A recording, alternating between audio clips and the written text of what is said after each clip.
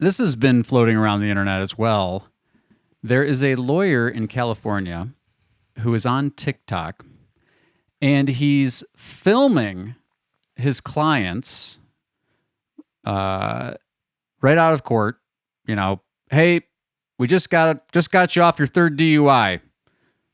Are you grateful for my services? In fact, let's play a little clip so you can get a flavor of what's going on here, because this is something.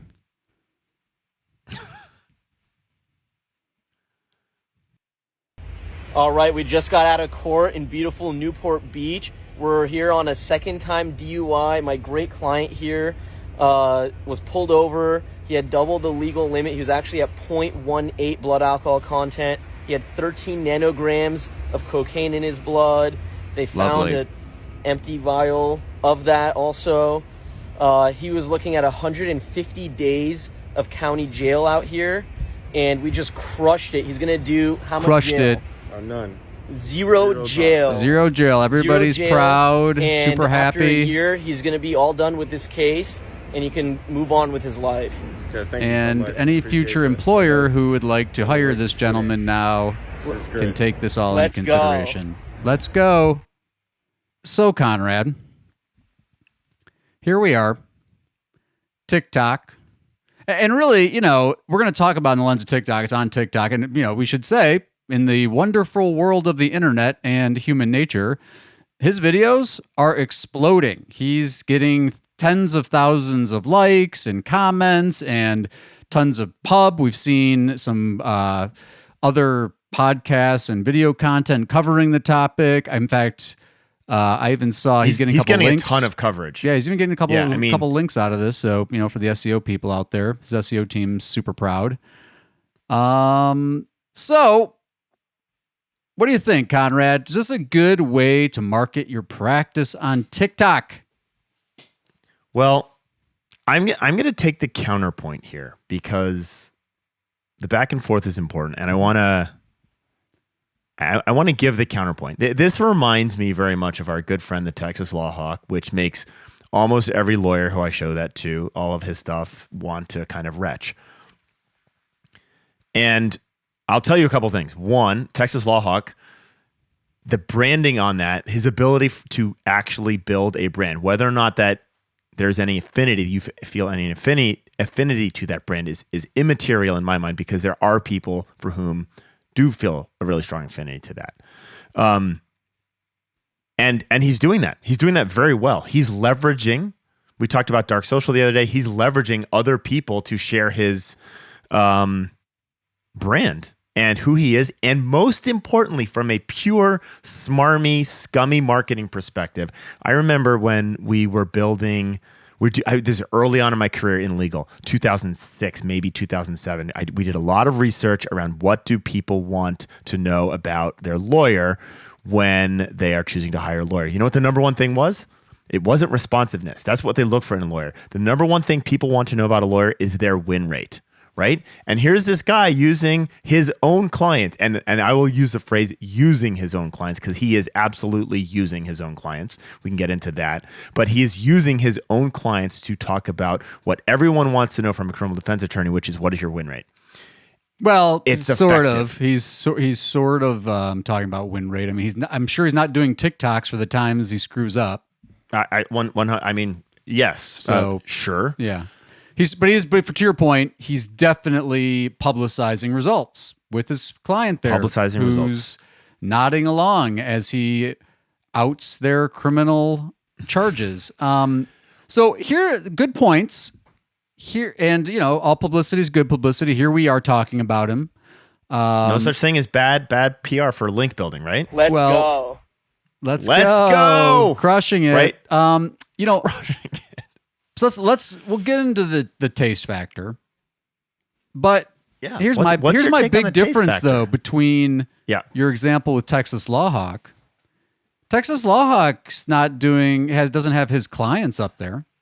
Texas Law Hawk's just Texas Law Hawk. Texas Law Hawk can do whatever he wants as Texas Law Hawk. He can go on the with his crazy American flags and his wings and his screech. That's him. That's how he wants to portray himself and brand himself. That's his choice.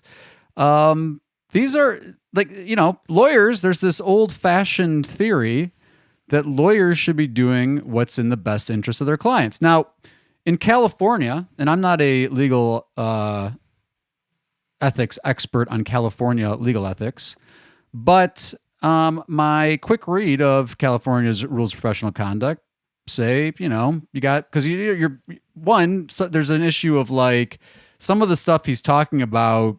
Could it be protected as a confidence? Like maybe not the charges, but he's getting into some details of these cases that I don't know, might run afoul of that. But my hunch is he's getting their consent.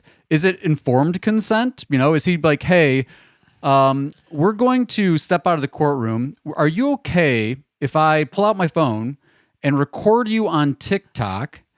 Taking consideration that a lot of people are going to see this, potentially your family, potentially your friends, potentially your employer, potentially future employers. Are you cool with that? Is that cool? So I spent a lot of time looking at David Porcellini, right? He does not do that. You're setting me up for a straw man answer to your question. He does not do that. And in fact, there is a interview of David where I think the interviewer says, "So you ambush them when you walk outside the court?" And he's like, "Yep." Ha ha ha ha ha. Right. And there's all this guffawing that goes on. So if he's not getting their consent, like he's asking. I mean, just wait for the state bar to come around. Let me split this into two things for you, Key. Do you clearly have an ethics concern, which I think is a fair concern to have. Do you have a taste concern? Like, is this just too far beyond the pale for a lawyer to do? Well, see, I'm big on you have, as a lawyer, you have the right to position yourself however you want. You can be law hawk, you can be hammer, you can be whatever you want. You can even be, let's go, crush it. But you do, to me, maybe it's old-fashioned, you have an obligation to act in the best interest of your client. Now, and we'll throw this in there. So we've talked about Maximum Lawyer Facebook community. I posted it in there. I'm not going to, it's a private community. So if you want to see the conversations there, I encourage you to join it. In fact, Conrad and I are on Max LawCon podcast. So check that out. Little plug for them. Oh, yeah. Well done. We'll put that. Well, that's not live yet, but we will try and find and add that to the show notes. But friend of the pod, Carolyn Elephant, shared, and this is on her blog at My Shingle, so we'll make sure that's in the show notes too. She has published on this a long time ago because it had nothing to do with TikTok. Like, I think it was like 2012 maybe, about lawyers using video testimonials of clients in general, and there's some good points in there. I'm not 100% in alignment. Like, don't use video testimonials of clients, period.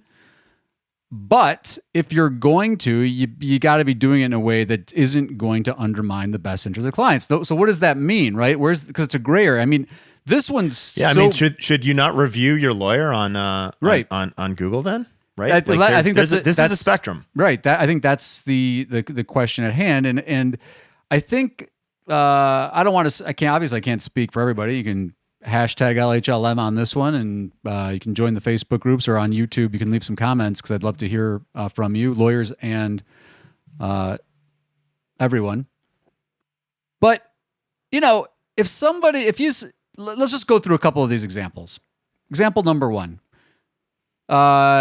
You got acquitted for your third DUI. Lawyer, the client's like, is there anything I can do client says, anything I can do for you? Well, we're a lot of our business comes from the internet. We have a Google business profile. If you'd be willing to leave a review there, I'd really appreciate it. By the way, you don't have to say anything about the representation. Now, the counterpoint is that just by leaving the review, you're saying something about the representation, right?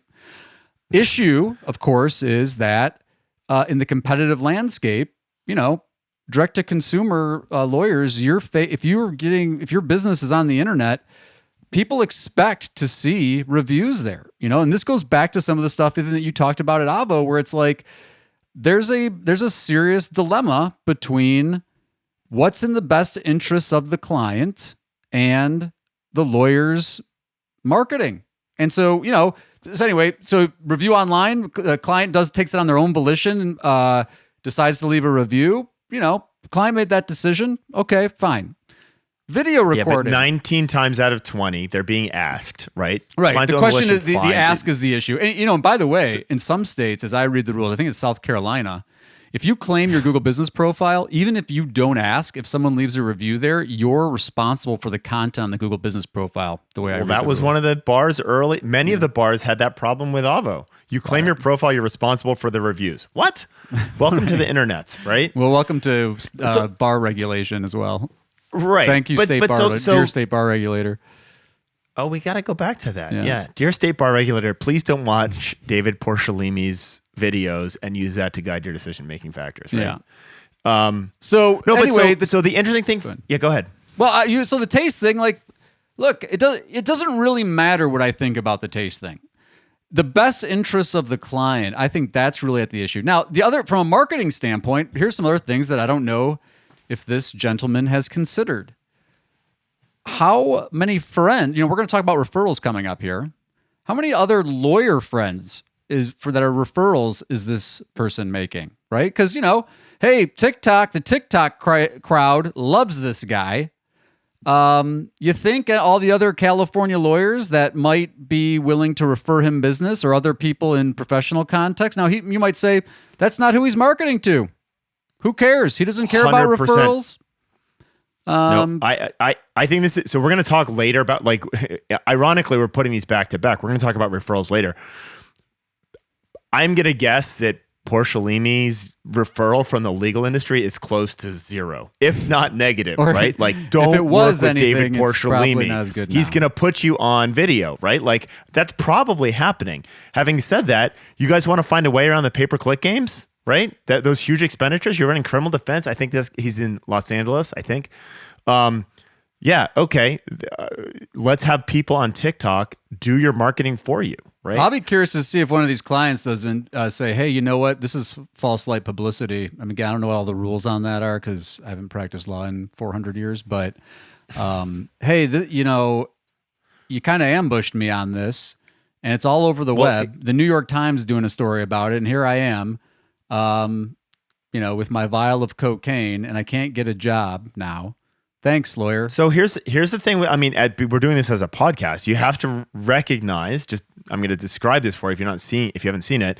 The clients aren't named, and the mask. I don't know that this would happen in a non-COVID world. They're all masked, and so you can make the argument there's more anonymity for a masked, nameless person on video than there is if I leave a Google review that says, Conrad saw him.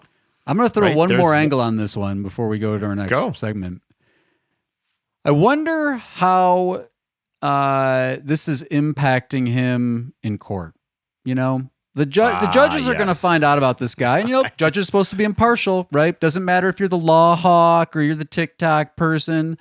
But I got to tell you, my hunch is that he walks in, and some of these judges, as hard as they're trying to be impartial, they're like, this is the guy.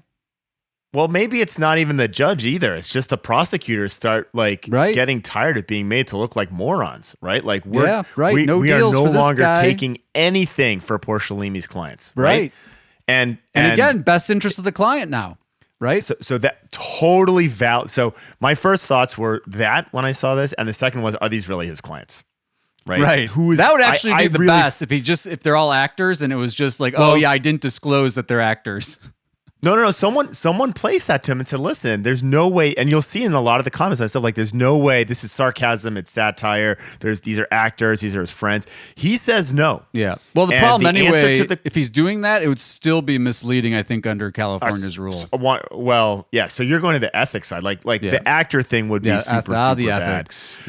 But what he says, and I think this is important, and again, I'm trying to present the counterpoint here, and he does a very articulate answering there. I just contradicted myself in my own phrase there. He's very articulate when he talks about you're dealing with people who are very scared, and because you have gotten through them through this very awful situation, they are amazingly grateful, and they are very happy to recommend me. And frankly, like, that is a really important perspective that I think we often miss. Again, I find this utterly tasteless. Well, all the more reason that they probably can't give proper informed consent, though. I'm in an emotional state. And you ambush me here. How can I give you consent to do this properly? Okay. Right? So you're making the consent argument that even though he's asking them, I'm not making any arguments. I'm asking asking whether or not this is in the best interest of the clients, because that's what the lawyer is supposed to be thinking about. Are you being Socratic and going law school with me? I think you are saying this is not in the best interest of the clients. I'm going Greek. Money makes a it makes a world go round. Money makes a world go round. Yeah, money make a world go round. Yeah, money make a world go round.